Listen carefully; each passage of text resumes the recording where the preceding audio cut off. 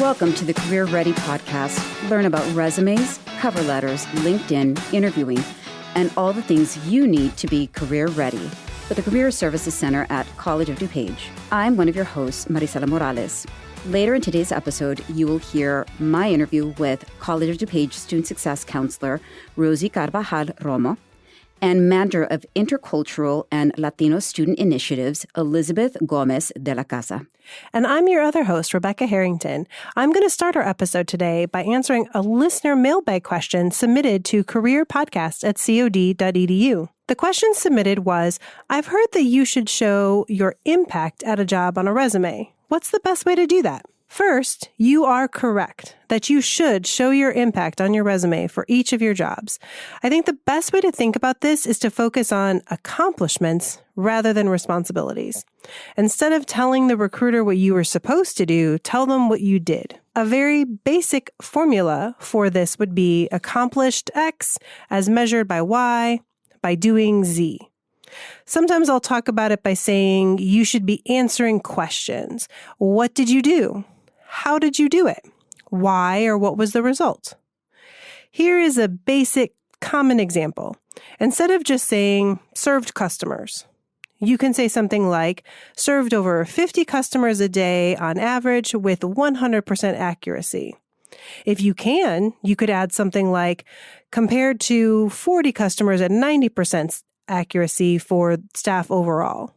Sometimes we may not feel like we have numbers, but it's worth taking the time to try and figure some out, even if it's an estimate using words like averaging or over X%. One last tip. After you write your bullet point/impact statement, ask yourself, does this answer the question of so what? If it doesn't, then you'll need to revise it until it does. What do you think, Mari, about that? I completely agree. I think that having a resume or having something that emphasizes impact is what distinguishes you from the rest. The way that I see the job descriptions and the way that we approach it is that anybody can describe a role, but it's how did you do it? Mm-hmm. What did you bring to the table? Right. Yeah, exactly. And again, it doesn't always mean that you have to have numbers, exactly in every bullet point, but when you can, you should. And again, anything you can do to give more description. Some people think you can only have one line of a bullet point. I wouldn't go longer than 2 lines, right? Or maybe 2.5, but you can take that time, and give a little bit more detail and be specific. I completely agree. Yeah. All right. So thank you for that listener question. We appreciate it. And we are going to jump right into Marisela's interview. Enjoy. Thank you so much, Rebecca. Today we are discussing career readiness for first-gen students. Being the first in their families to navigate higher education, first-generation students often face additional hurdles to go beyond academics. From understanding campus resources and building support networks to bridging the gap between their education and career aspirations, these students show remarkable resilience and determination. However, when it comes to career readiness, whether it's securing internships, networking, or landing their first post-college job, they may encounter distinct barriers that impact their transition from college to career.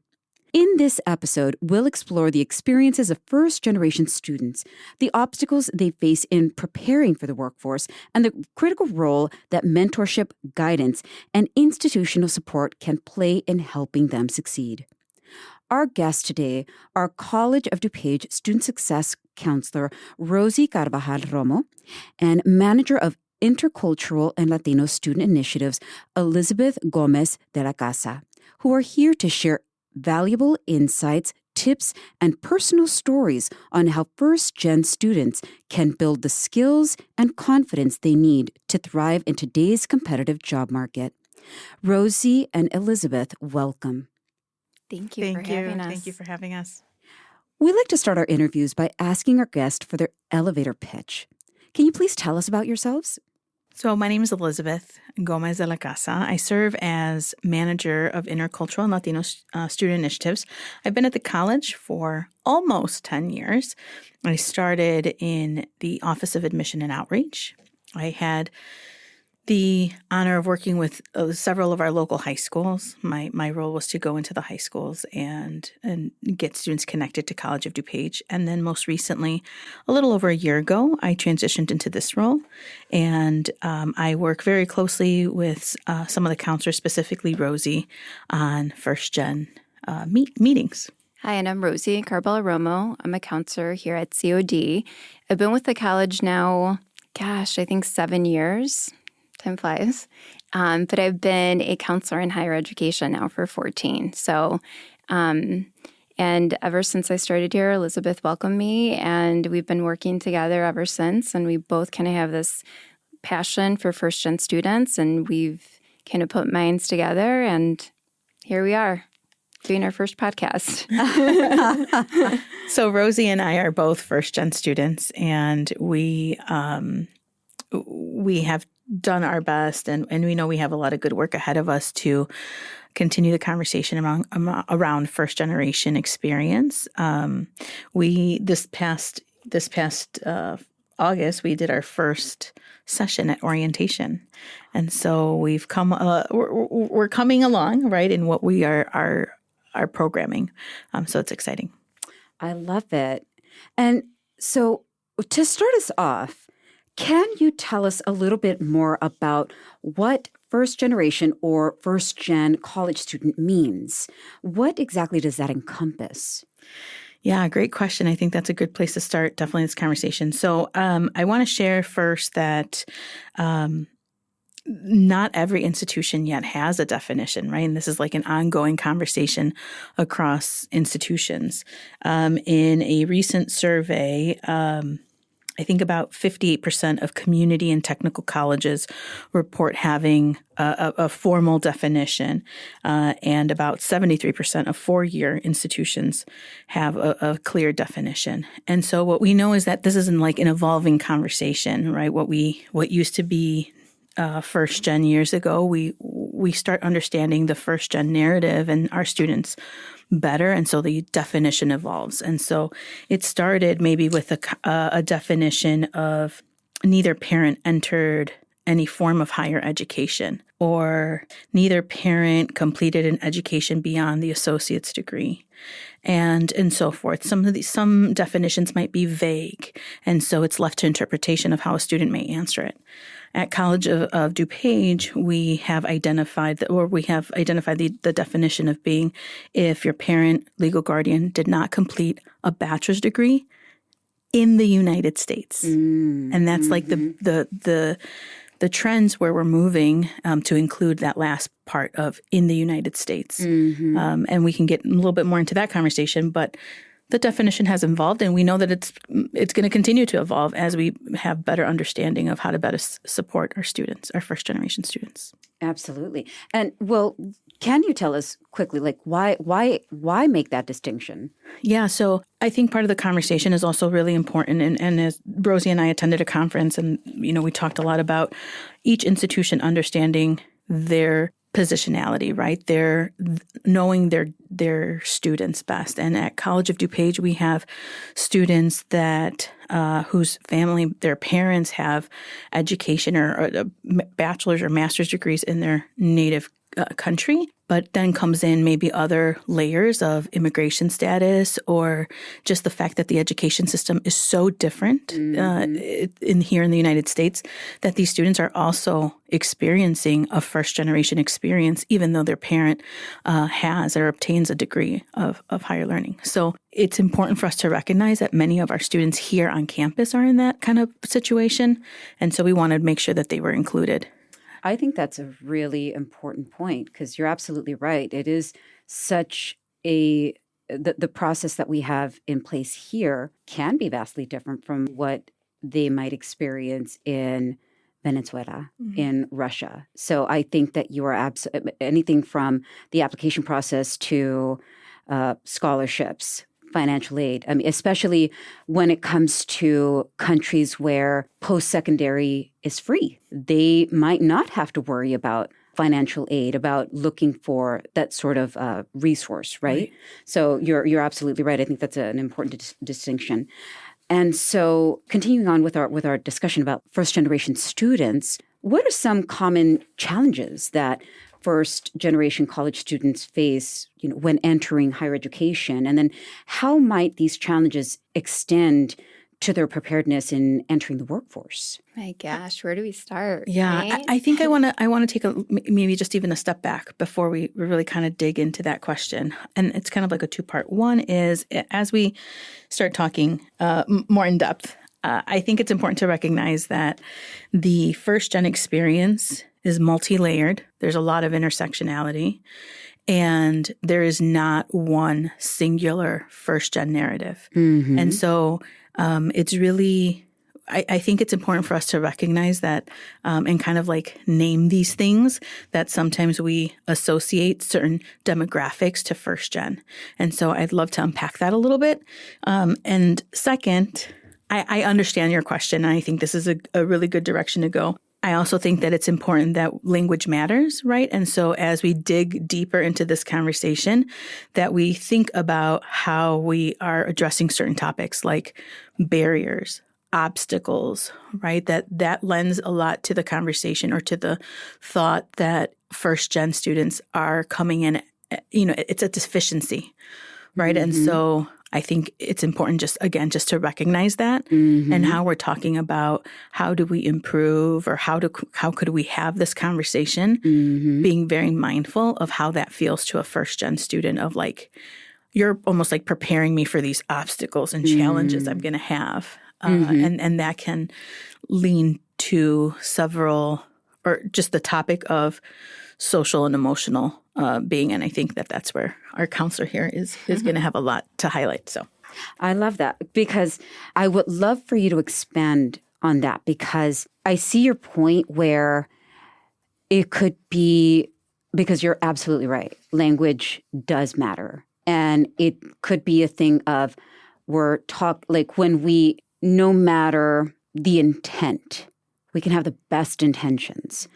But if we don't see it from everybody's perspective, mm-hmm.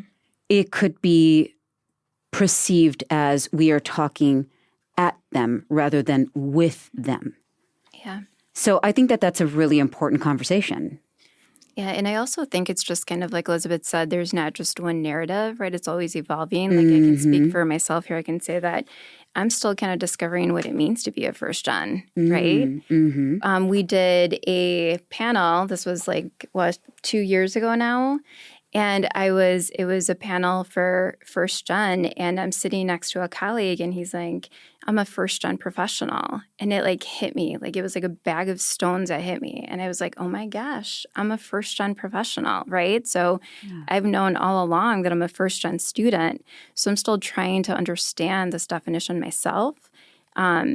And I'm trying to kind of navigate all these different aspects of being first-gen, right? When it comes to professional, when it comes to financial aspects, and I'm learning as I go. And everybody's narrative is very different.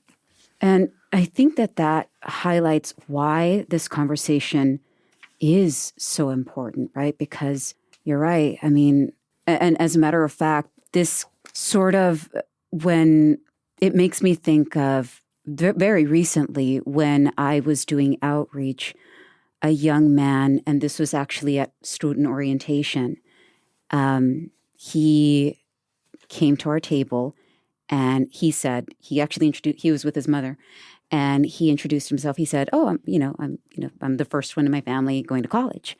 But then he also said, and I also don't know how to write a resume. And so you're right, that he much as you had said, he's experiencing the first gen on so many levels. Yeah. I also think that going back to knowing who our student body is, right? And that each institution should spend time getting to know who their first-gen students are and a little bit more about their background and their experience. So, for example, I think about how often certain demographics, we think first-gen and we just automatically think certain things, right? So first-gen may or may not mean low income. Mm-hmm. First-gen may or may not mean Black and brown students.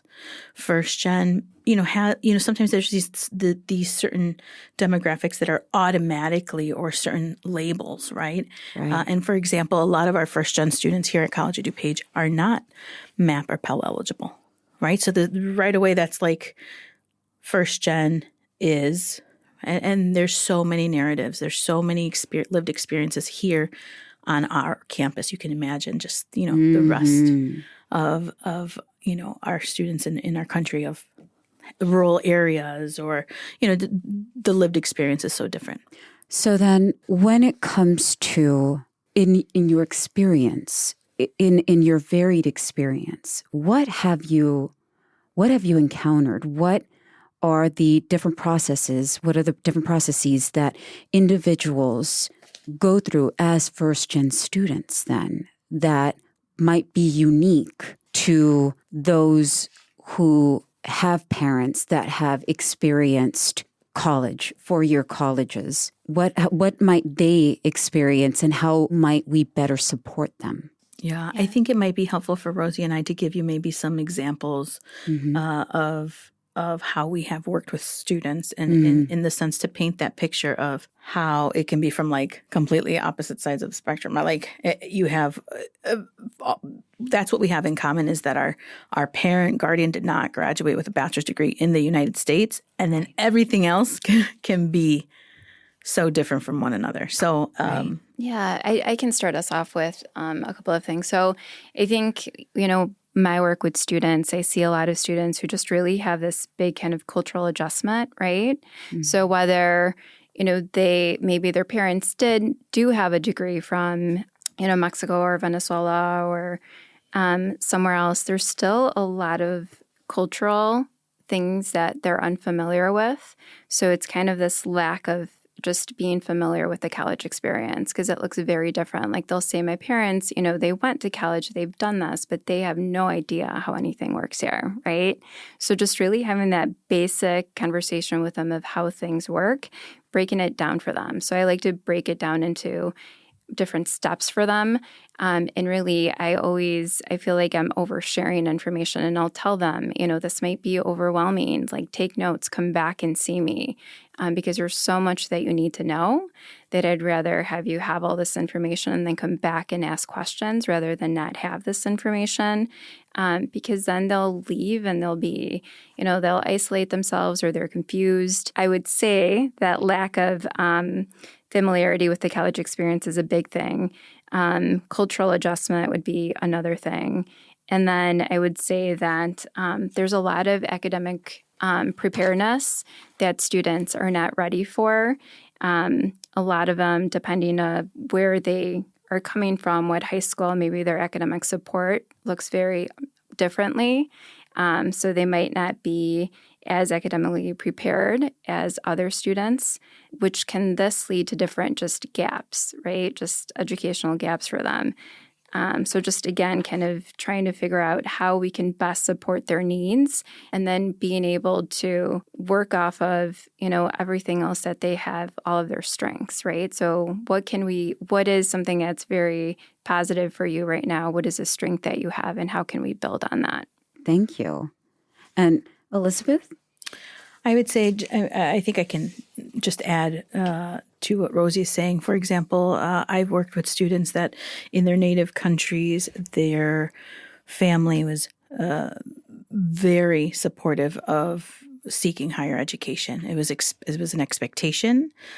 Students that are students that are born here, American students, white students, that they've had that narrative in their home of like, I am going to support you, and they're encouraged to seek a specific majors or fields of study that they're thinking kind of long term. There's a great job market out there, or it's a great industry. And so students are first gen, and they have parents just like really pushing them to seek these what they think are the best options, right? I didn't get this experience. You really need to maximize this experience and these opportunities. And yet, I'm going to be honest, I'm still shocked that we still have to have conversations with parents who think college is an absolute waste of time, a waste of money, that they might not see their student as college material. And so that's, I think, where I'm really proud of the work that we do as an institution, because we're willing to have those hard, courageous conversations with parents, right? Never to go against a family, right? We're not telling them what to do. What we are here to do is to kind of paint that picture and those opportunities and how that may look, right, to their student. We have parents who, family members who, even students getting involved. It's like, if you're not in class, then you're wasting your time there. Like, you can get to work and make more money, or you can come home and help me with so much other stuff at home. There's lots to do at home. So even just getting involved and having students experience that whole full college experience is a challenge. And so sometimes in our presentations, for example, we always talk about how college is academic, personal, professional growth. Because I think sometimes families are so focused on the academic piece, and they don't realize that college and the college experience is beneficial to us in so many different aspects of our lives. I give the example sometimes of, like, I've had students graduate from great institutions with great degrees, and they don't have those soft skills to start the job market, right? And so getting involved and connecting with clubs, organizations, with so many things that each campus, our campus has to offer, is a really, a benefit to them. So for example, I know that a lot of our first-gen students sometimes are attending part-time. Right. So even like how are we looking at that specific data of what is the college experience for this demographic?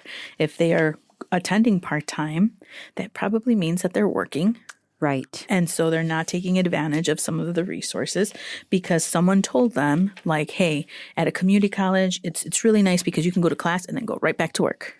Right. And so that's like a narrative that we try to address early on, that it's a community college and there's still so many resources to take advantage to help you prepare for either the job market, for students that are going to be seeking the workforce immediately after completing a certificate or the Associate of Applied Science, but also for students that are planning a transfer to feel better prepared for when they transfer. I think too many of our students, our first-gen students, think about doing things in like steps and in specific order, and so they are not thinking about what comes after until like it's right there. Until after the fact. And so that's something that we're constantly talking about, right? Of how do we not stress them out probably more than they already are with this like information overload, yet empowering them to use these resources. And again, that language, right? I think sometimes we talk about like, well, that's the barrier, is that they don't know to start doing these things earlier. But together, and this first gen work is not just Rosie and I. We have faculty that are very supportive of first gen, that faculty that are connecting students to Rosie and I. And then Rosie and I are connecting with other departments, because I think it's important to say that serving first gen students is really a collective work, right? It's not just one department or two people. It starts from the admission, from the starting point of our admission reps. They're working and guiding students through the process and where the handoff is, and making sure that students know about the resources in all of our spaces. Some students might be more connected to some of us than others, and so how are we sharing this information for students to know about? I wanted to kind of jump back, because you had mentioned a really important point about how a lot of times our first-gen students will think in terms of stages, and that they don't necessarily think about the post-graduation step until they're literally post-graduation. So you're absolutely right about the steps that they could be working on, those skills that they could be working on beforehand. What are those skills that they perhaps could refine, that you would recommend that they look at now before they graduate? My gosh, I would say I always try to share with students to leverage their, campus resources. I think that is so valuable and so important for so many different reasons. When I work with students now, just having a conversation with them about kind of having these realistic expectations, right? Kind of goal setting and being able to see, right, how it all aligns and how it all comes together is really important.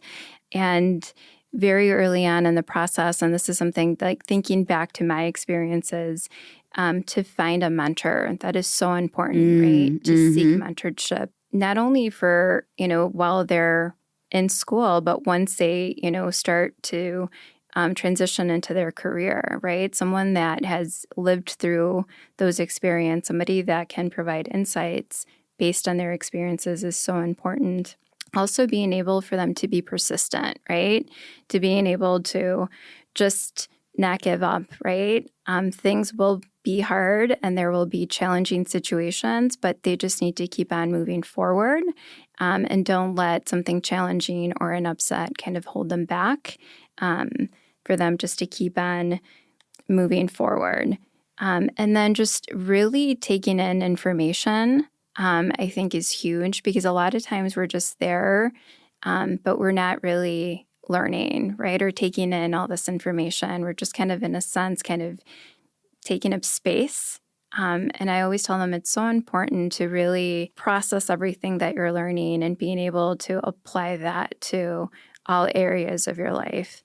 I teach a college success class, and I always tell them, yes, you're going to learn how to learn these strategies of how to be a better student, but those are strategies that you can apply in all other areas in your life. This can carry over to your work life. This will carry over to your personal life. This is something that you will always, have with you. So it's kind of like this little toolbox for you.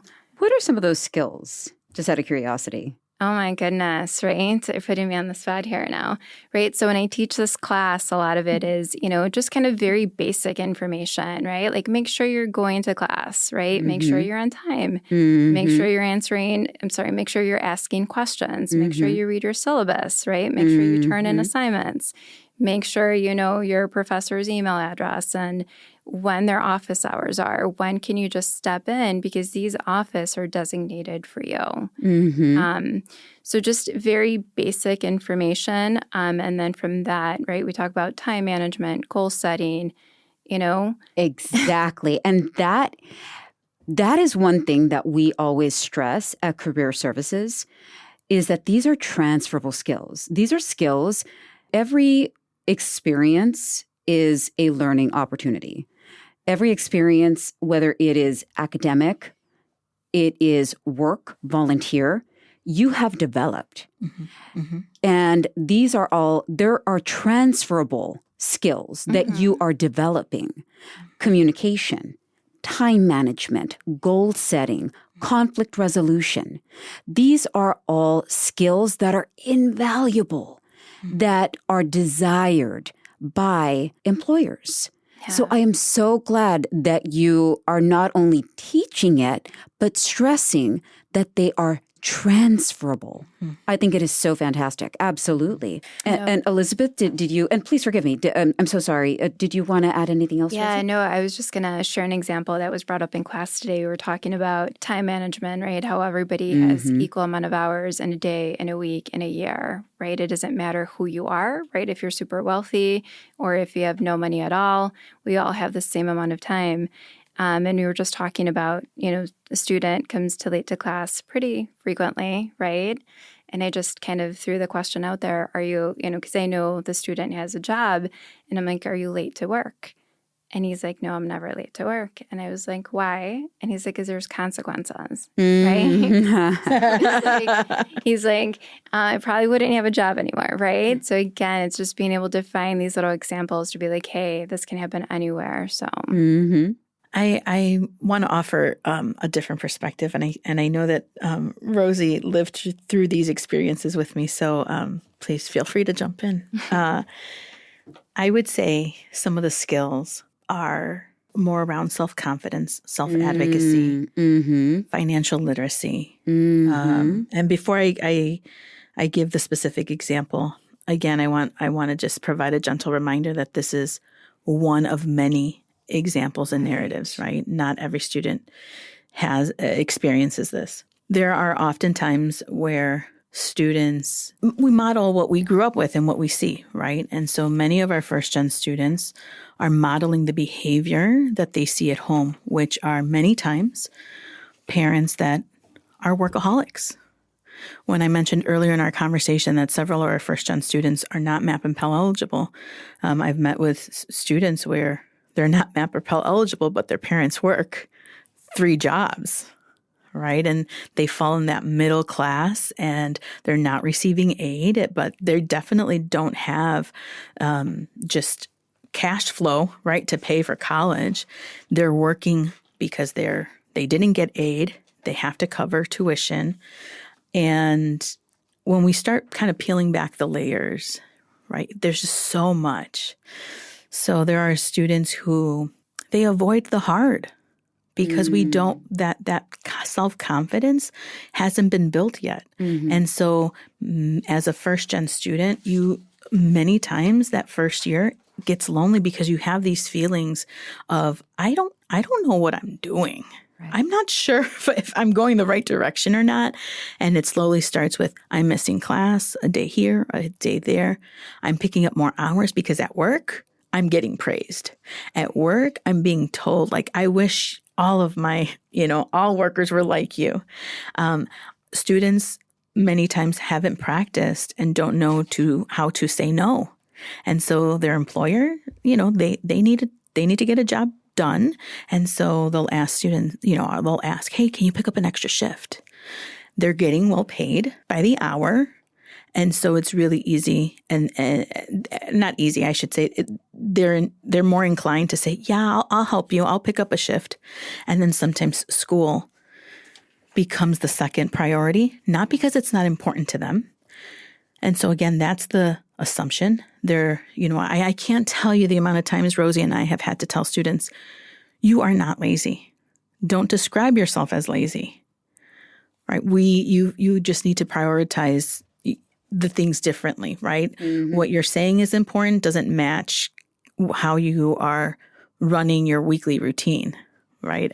And so we do this activity where we ask students to write down how much do they earn per hour. And then we'll ask them, on average, how long does it take you to write an essay for your English class? And they'll say 2 or 3 hours, 3 to 4 hours, whatever it is that they say. And we'll ask them to multiply how many hours it took them to write their English essay or paper or something with the amount that they make per hour.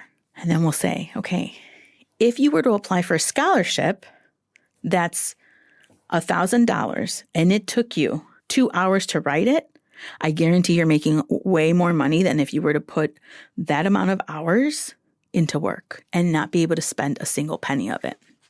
And you're not taxed on it, right? But it's this, again, just this perspective of oh my gosh, I need to work smarter, not harder. Right. That's the first-gen experience, that in their mind, it's well, I just need to work. I need to make this money. And they don't see it from a different perspective of there are resources so that you don't have to work so many hours and you make time for school. And so for a lot of our first-gen students that come to our meetings, we're really pushing, apply for those scholarships. It may mean that you don't have to work 40 hours, a full-time job and school, because it's, for most students, it's not manageable, right? And so we are, those are the skills I think that we know that are really important to build the self-confidence. How do you advocate for yourself? We talked about their high school experience. There are some high schools in our district that I think have a higher population of students that are just more comfortable with kind of just being their authentic selves. And I know what I know and I know what I don't. I know I don't know everything. And then there are students that are coming in from highly competitive high schools. And so they're a little bit more hesitant to admit that I don't know, that I do need the help. They're like trying to keep up with maybe other classmates that they see that are achieving and pursuing big dreams. And so they hesitate to really admit, like, I need the help. I need the guidance. Can you help me? And sometimes we see them obviously too late in the game, right? Where we can't necessarily save them anymore or help them. And what it boils down to is, why were you not comfortable asking for help? I didn't know how to. I wasn't sure who to go to. I felt bad, right? They start thinking of themselves as all these, that negative voice in their head is really dictating how they move through that process. And sometimes it's that little bit of tough love, right? Of, okay, did you study for this test? No. Okay, well, then that's the result. But why didn't you study, right? And it's avoiding the hard. And so I think we go back to that deficiency and language matters and how we're pouring into students of what they're being told. And a lot of their parents, again, a lot of students will tell us that, like, their parents are really they don't believe in their college success, right? And so they're constantly being told something different at home. Of really, you need to put in the work, otherwise you're just wasting time. You're not. My student is never good in school. We'll hear that a lot in front of a student, and so that just really speaks of how students are feeling in the college classroom.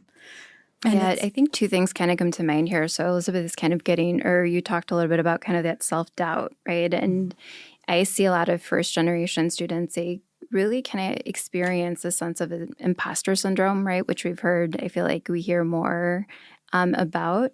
They really just start doubting their ability or their qualifications, right? And sometimes they might know the information, they know the material, but they're afraid to like speak up and say something, right? Just because they feel like they're less than their peers.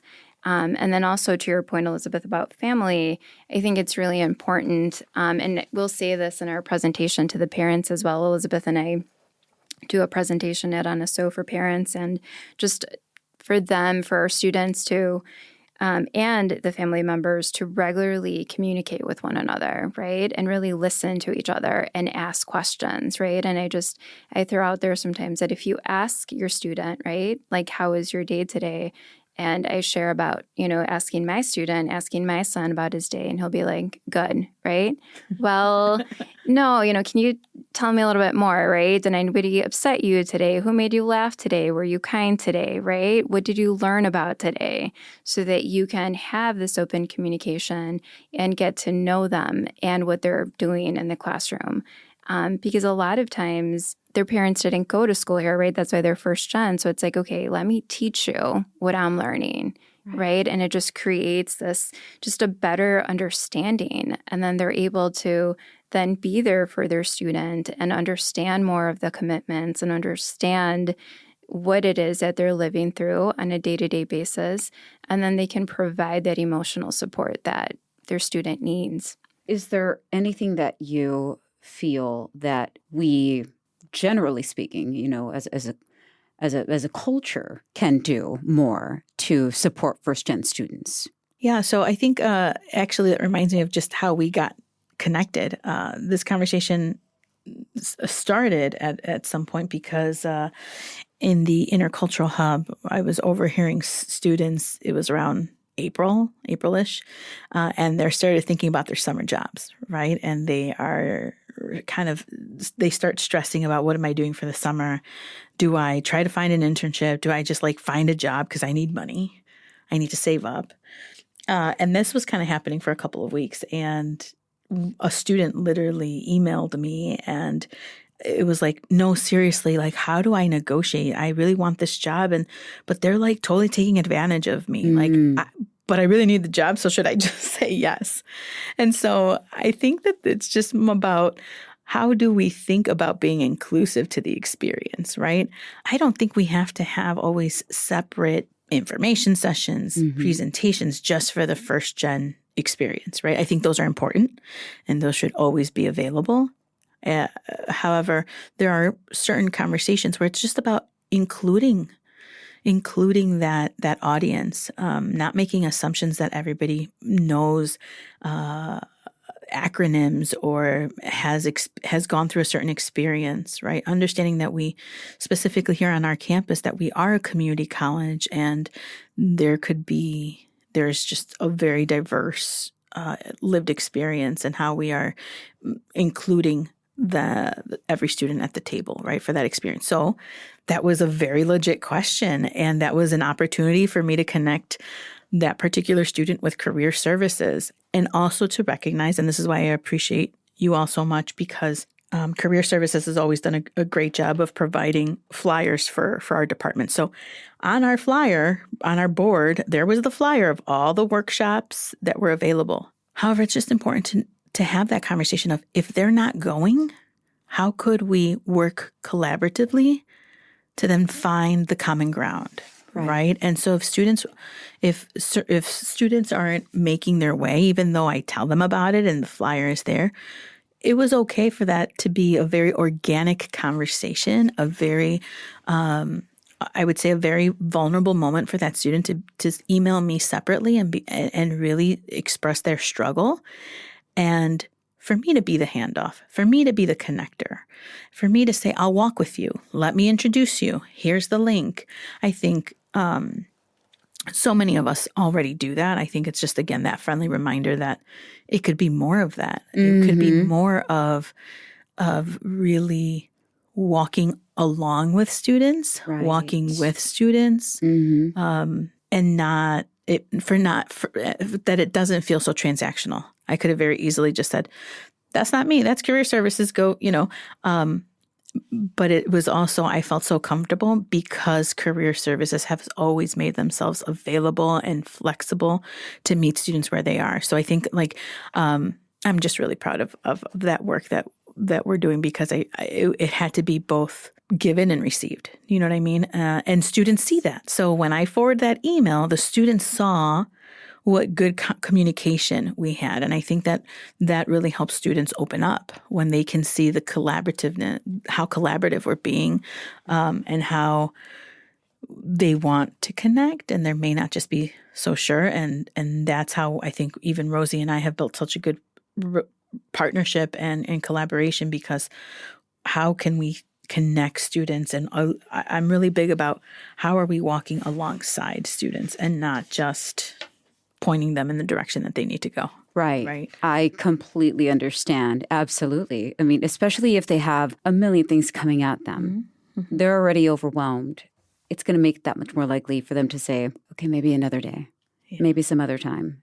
And so for you to take that moment to say, I will take you, could have made all the difference, because it just made it a little easier. It was one less ball for them to juggle. Yeah. So I completely agree. And like you said, it also showed the collaborative efforts that we are doing. So I completely agree. Just being present, working together. Yeah, I do have to say that I agree with being more kind of using more inclusive language and including everybody, because this is information that all of our students would benefit from. But I also feel that targeted support is needed for this group of students. And I see it in our monthly meetings, right? Just there's this set of questions sometimes that these students have that sometimes, and a lot of times it's like they don't even know what to ask, but they're like, oh, I'm so glad you shared that, or I'm so glad you said that, or I'm so glad I know, where to go to. So I do feel that every student would benefit from knowing and learning about all of our student resources that are available to them as a student. But then also there's that small population that might need more of those built-in support systems. And that's where, coming to one of our monthly groups or being connected to someone on campus is so valuable. Yeah, I always say that. I think that's a great point, because you don't know what you don't know. Right. Absolutely. I always say that a good practitioner answers questions that students don't even know how to ask. Yes. Yeah, like I can already see the confusion in your, like on your face. Like, let me just break it down to you, and being willing to break it down in a different way. I can draw it out 3 different ways until you feel like you really understood or felt confident or have that better understanding. Well, I think that you have been so amazing, and everything that you have shared But before we wrap it up, I just want to ask if there's any sort of topic that perhaps we may have missed or anything that you would like to circle back to. Yes, I think we have two. I'd love to really briefly talk about what we're doing in these monthly meetings, and then invite students to a celebration we have coming up. Do you want to talk about our meetings? Yeah. So our monthly meetings, we meet the first Thursday of every month from noon to 1. Students can bring their lunch, or Elizabeth's office has been really kind and they've been providing light snacks. And it's just really, I like to describe it as kind of just a really safe space for students to come and hear about the different resources that we have on campus. So it's like a built-in support group where we bring in representatives from different departments from the college, and they just talk about the services that they provide from a first-gen perspective. And it just really allows students to kind of have this small, intimate setting. And we always it's a ask whatever you want, right? There's no such thing as a stupid question. And then we started asking them recently kind of, who do you want to hear from, right? Who should we bring to campus? Sorry, not to campus. Who should we bring to these monthly meetings? Some months we'll have anywhere from, 1 to 2 students, and then we'll have some months where we have, 10 students or more. We're really trying to build it and grow it. And we would love for more students to come and just have lunch with us. Yeah, really good conversations happen from those meetings. And the second thing is we would love to invite everyone to the First Generation College Celebration.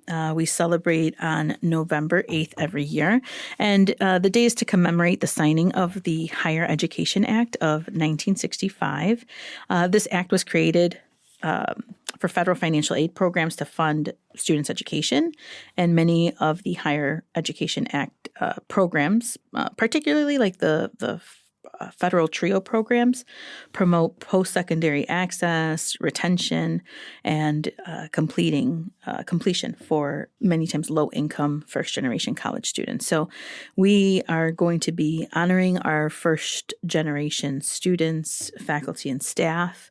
I think it'll be a good time to celebrate. So we'll post, again, more information in the description of this episode for students to follow the Intercultural Student Initiatives Department, counseling, and know where we're going to be celebrating right outside the bookstore. Excellent. Well, we cannot wait for your first generation college celebration. We definitely will be attending. And lastly, how can first gen College of DuPage students reach your office? And then how can other first-gen students from other institutions find support services at their respective college campuses? So I'll start with my recommendations for connecting at other institutions, and they again can be vary from institution to institution. Sometimes doing a quick search on the college websites, First Gen, and see what pops up. Some programs are much smaller, and so they may not be as visible. I would also encourage students to connect with their person on campus and ask for someone or an initiative, a club that may offer resources, support, that may offer community space for first-generation students. Do you have any other? Oh, that's usually what I'll do. Like if I'm working with a student, I'll just kind of search in their search engine, just first gen, and then usually information comes up. Although it can be very overwhelming. Even our website is overwhelming. So I feel like, right, just sitting with somebody and being able to pull this information and help them break it down, finding a contact person is helpful. Thank you. I will also say the power of social media. I love just going on Instagram and typing first generation and seeing kind of what pops up. There are some really creative folks that are putting out really good information, or just like food for thought, right? Sometimes, again, that first generation experience can feel lonely. And so when you see it, something post that is like you can totally identify with in that experience, I think that is really nice. As far as getting connected with us, again, I serve as manager of Intercultural and Latino student initiatives. We have a brand new space. You can find my office in the Student Life and Intercultural Student Initiatives office.